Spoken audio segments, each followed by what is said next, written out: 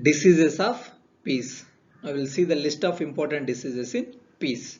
My name is NH Shankar Reddy and I am doing PhD plant pathology in Annamalai University. So these are all the list of important diseases in pea. So the first one is fusarium wilt, which is caused by Fusarium oxysporum pharma species PC. Second one is powdery mildew, which is caused by Erysipeae polygony. Third one is the rust, which is caused by Euromyces fabae. Downy mildew of pea, which is caused by Pernospora pisci. Powdery mildew of pea, which is caused by Erysipeae polygony. Anthracnose Coltrotrichum pisci. Bacterial blight of pea, which is caused by Pseudomonas syringae pathovar pisci. And pea seed-borne mosaic virus, which is caused by pea leaf roll virus. So here the first fusarium wilt, powdery mildew, rust, downy mildew, powdery mildew, anthracnose, which is caused by fungal pathogens, whereas bacterial blight is which is caused by bacterial pathogen, whereas pea seed-borne mosaic virus, which is a viral pathogen. So now we'll see in detail about one by one.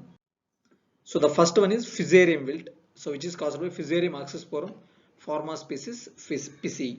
So here we can mainly see here yellowing and drooping of leaves. The picture was not clear here, but the symptoms are yellowing and dropping of leaves and sudden death of leaves or plants can be observed, along with dark yellow color discoloration or brown color discoloration can be seen. So here this fusarium will mainly survive in seed, which is a seed-borne pathogen. So mainly it can transmit through seed. So it's better to go with controlling of infected seeds or propagating of infected seeds. It can be one of the management practice. Here the primary spread is through seeds, as I told you that the seeds act as a spreading material, and the secondary spread through irrigation water. So if the field is get infected with this fusarium wilt of pea, so better to avoid the irrigation water from infected area to uninfected area. So coming to the management aspects, adopt a crop rotation along with the growing of resistant varieties, and treating the seeds with Trichoderma viride and carbendazim at the rate of 2 gram per kilogram of seeds can be recommended, and along with the collection and destruction of infected plants also can be one of the recommended practice. So the next one is a powdery mildew, which is caused by Erysipeae polygony. As I told you that the name itself indicates powdery mildew. White color powdery growth can be seen on leaves. If you see the leaves, white color powdery clearly indicates here. We clearly observe. We can observe here.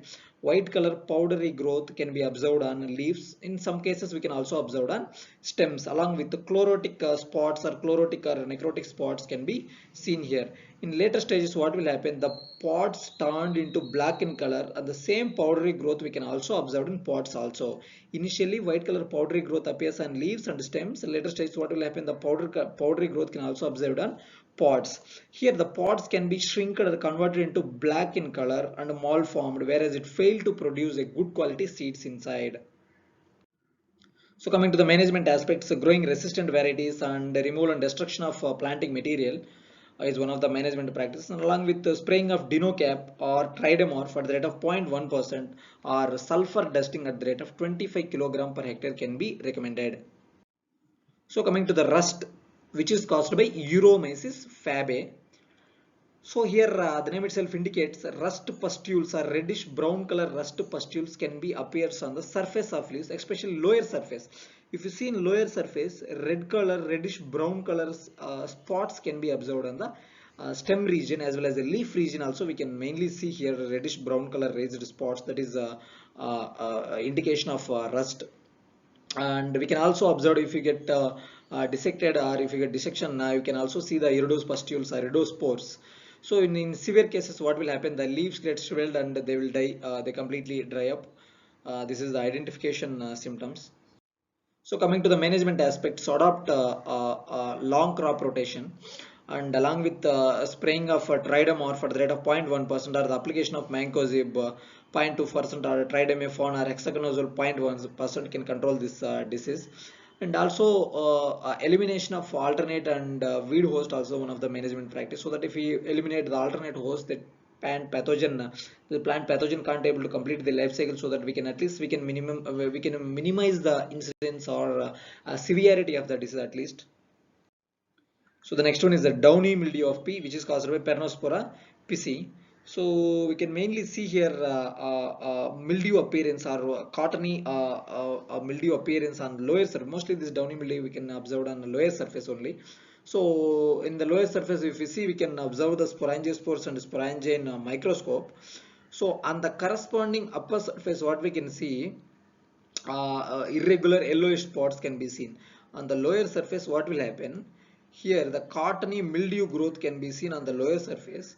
On the corresponding upper surface, irregular brown color spots or irregular brown color lesions can be observed.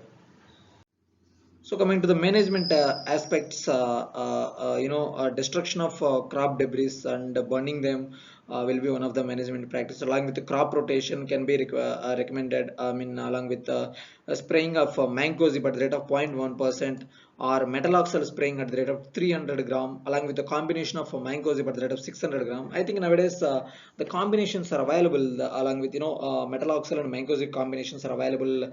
I think 73% or 72%, something like the vegetable powder. Some the various formulations are available outside. That can be recommended in 300 liters of water that can be sprayed, and by adding 300 grams and 600 grams of metaloxyl and mancozeb. So this is one of the these are all the management practices. So coming to the bacterial blight of pea, which is caused by Pseudomonas syringae pathovarpisi, which is a bacterial disease.